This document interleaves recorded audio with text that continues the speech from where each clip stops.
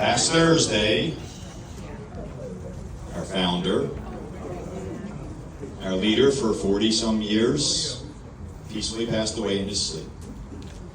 I would ask the band at this time, let us all please observe a measure of rest.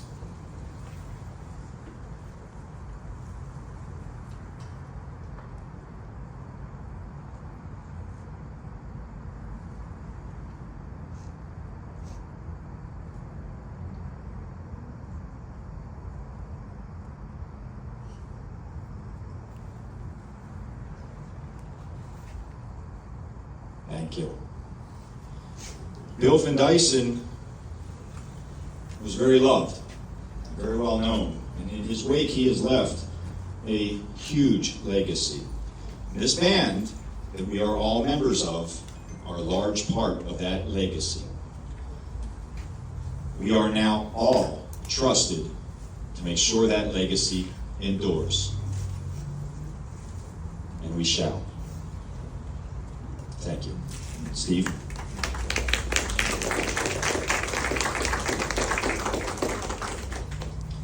I had to write this out so that I could get through it and not lose my train of thought and stay focused, so to speak. So, here we go.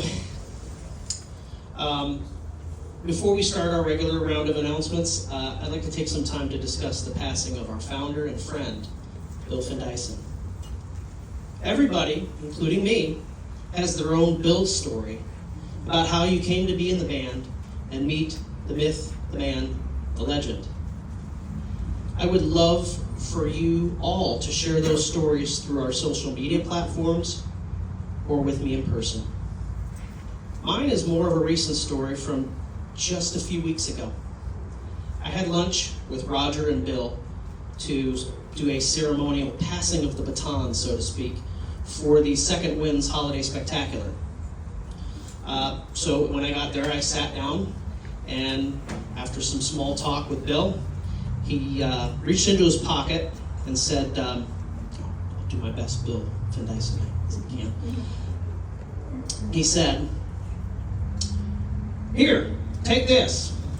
It's ceremonial, but hopefully it's the next best thing." It was a candy cane.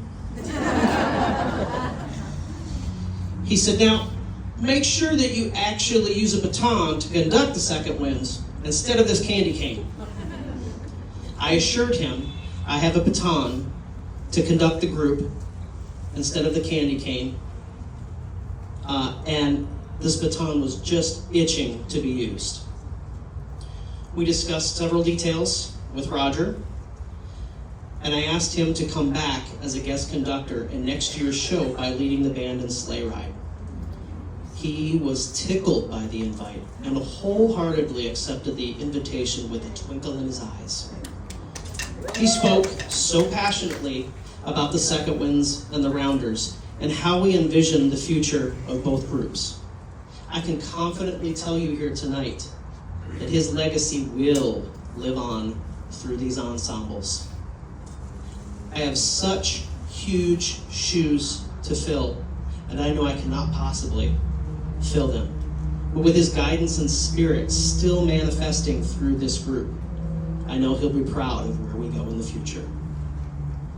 I wanted to tell you all and let you all know firsthand that we've been asked to be part of his celebration of life next month. The date has been confirmed of March 8th. And the whole band has been asked to perform. So details will be coming out for that. We'll also be putting out a call to all former Rounders, far and wide, to come and be part of our performance for Bill. For Polly, we've reached out and offered the full resources of the Rounders community to be at her disposal for anything that might be needed. I also wanted you to hear it here first that we are in the process of creating a commemorative patch to be placed on our uniforms. And I've seen the proof. It's beautiful. So beautiful. In closing, Psalms 100 speaks about music by saying, "Make a joyful noise to the Lord, all the earth." I can honestly say that this group is joyful to perform in and conduct, because I've been on both sides of the baton. Sometimes we are making a joyful noise that has to be polished into a joyous song.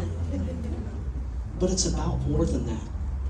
It's about being around and performing in this wonderful musical community that Bill created over 40 years ago.